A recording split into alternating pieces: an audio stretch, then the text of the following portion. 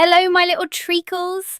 Welcome and welcome back to episode 4 of our tea series. So what's the deal with herbal tea? I'm Sam. Now, this is going to be an extension of the last episode we did, Tea, a masterpiece of form and function. So if you don't mind me shamelessly requesting for more engagement by pointing you back to previous videos, then please go watch that and come back after, because it may help. For those of you who have already seen it, you have my thanks. And for those of you who aren't interested enough to bother, I'm glad you're here all the same. Today, we'll be getting into the teas that will send every purist into a frothing-at-the-mouth conniption if you refer to them as such, otherwise known as herbal teas.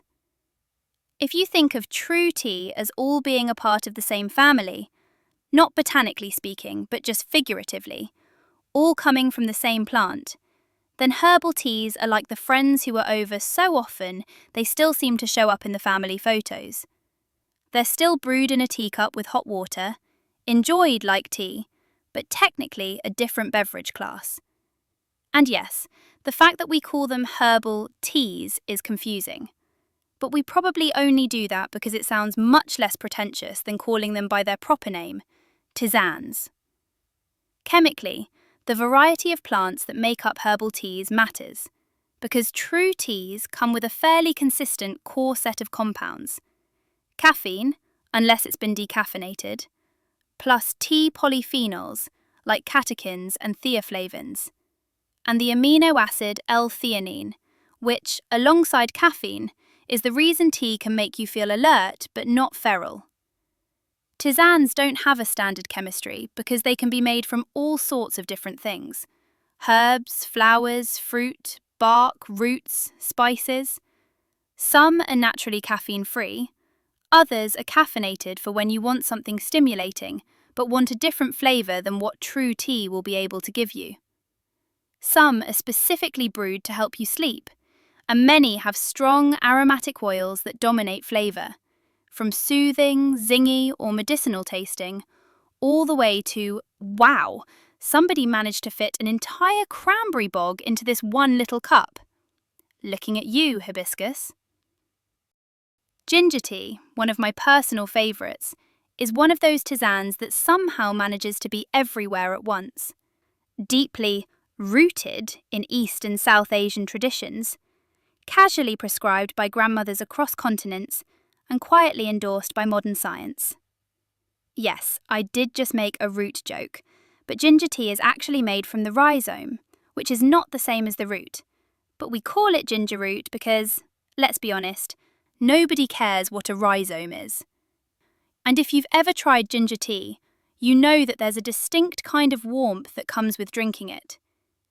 This is because ginger, and specifically the compound gingerol, acts as a vasodilator, which is sciencey talk for something that expands your blood vessels, increasing blood flow and making you feel warm. That's why it feels so good to drink when you're cold or under the weather. It also improves digestion, which is why it's so effective for nausea or motion sickness. In short, ginger tea, unless you're allergic to it, is your best friend for when you've got a flu. And if you really want to lean into its anti-inflammatory effects, you can add turmeric to it, alongside lemon and honey for taste and to soothe a sore throat, and you've got a drink that can basically do it all, except keep you awake. For that, you'll want either guayusa, yerba mate, or yapon, all of which belong to the holly family of plants, speaking botanically this time, not figuratively. And yes, it is the same family that Christmas holly belongs to. And no, that does not mean you should steep Christmas holly to make a festive drink, unless you want to spend your holidays puking your guts out. Most holly plants are highly toxic, so don't try to make tea with them unless you're absolutely certain you know what it is. The three I mentioned that are safe are mostly similar in that they all naturally have caffeine in them, and are similar to true teas in that the buzz you get is milder than a coffee buzz. So they're perfect for sustained energy that's easy to come back to multiple times a day. The only meaningful differences are the way they taste and where they grow. So here's a quick rundown. Yerba mate grows in the forests of South America. particularly in its native regions of Brazil, Argentina, Uruguay, and Paraguay, and can be described as having a bold, vegetal flavour, like a very strong green tea, and can come across to many as quite bitter due to its high concentration of tannins. Guayusa also grows in South America, but is native to the upper Amazon regions of Colombia, Ecuador, and Peru, and is more mild than its southern counterpart.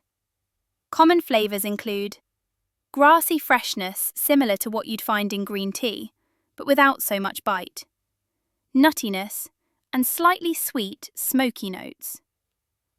Yapon is essentially just the North American variant of Guayusa, as the flavour profiles are almost identical: fresh, not too bitter, and slightly sweet. Then there's Kuding Cha, or Kuding Chai as you might see it in English-speaking countries. And unlike the other holly teas, Kuding Cha contains very little or no caffeine, but it probably keeps you awake just as well from the taste alone. It comes from some southern regions in China and translates to bitter nail tea, which tells you exactly what to expect when you drink it. It's quite harsh, being considered the most astringent tisane out there, but if you can get past the sensation of snorting pine needles, it also has a pleasantly sweet, kind of minty aftertaste. And as you may have guessed from its description, is also incredibly effective at clearing sinuses, making it a popular folk medicine for head colds. All the way on the other end of the tisane spectrum is perhaps the most common herbal tea out there, chamomile. If yerba mate, guayusa, and yapon are the kick in the pants you need to get up and face the day, then chamomile is the shoulder massage at the end of it that says, "It's time to relax now. You have nowhere to be but right here." Chamomile is characterised by its mild, floral notes and a lightly sweet, fruity, apple-like aftertaste. It's made from the dried flowers of, you guessed it, chamomile, a small white flower in the daisy family. It's been used across Europe, the Middle East, and parts of North Africa for centuries as a calming, end-of-day drink. Chamomile contains apigenin, a compound that gently nudges your nervous system toward relaxation, which is why it's so often associated with winding down, easing anxiety, and helping people fall asleep. Additionally, chamomile has a whole host of other benefits, which I'm not going to go into detail on because I would be here all day. But a list of benefits I nicked from the National Library of Medicine cites chamomile as being useful for treating hay fever, inflammation, muscle spasms, menstrual disorders, ulcers, wounds, gastrointestinal disorders, and rheumatic pain, among others. It really is the jack of all teas.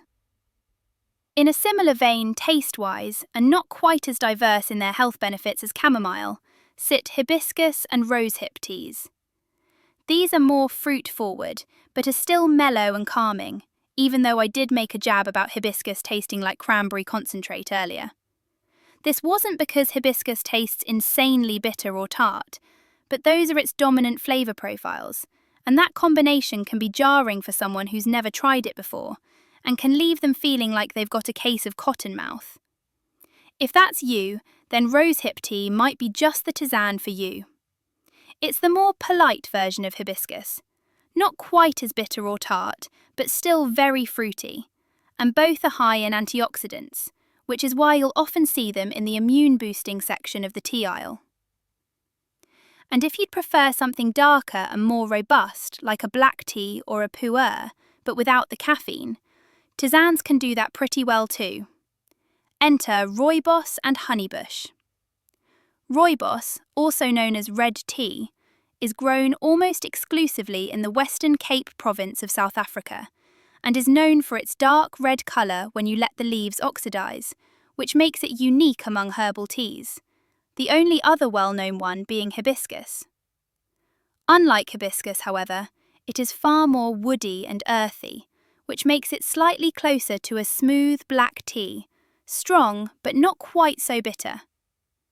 Honeybush, a close relative to rooibos, which grows in the same region, offers the same flavour profiles but is even more mild, resembling perhaps something closer to a well-oxidized oolong rather than black tea or pu'er. So there you have it, an introduction to the wonderful world of tisanes. What's the verdict? Are tisanes some lesser, fake version of tea, or are they just playing a different game? I vote the latter. Tisanes don't need to hold up to the standard that tea sets, no pun intended, and whether or not they do shouldn't be the measure of their worth, because tisanes can offer a lot more variety than true teas can. So whether you want something to wake you up, calm you down, warm you through, clear your head, soothe your stomach, or just taste good enough to justify a second cup for no reason at all, there's a place for all of them in a tea drinker's rotation.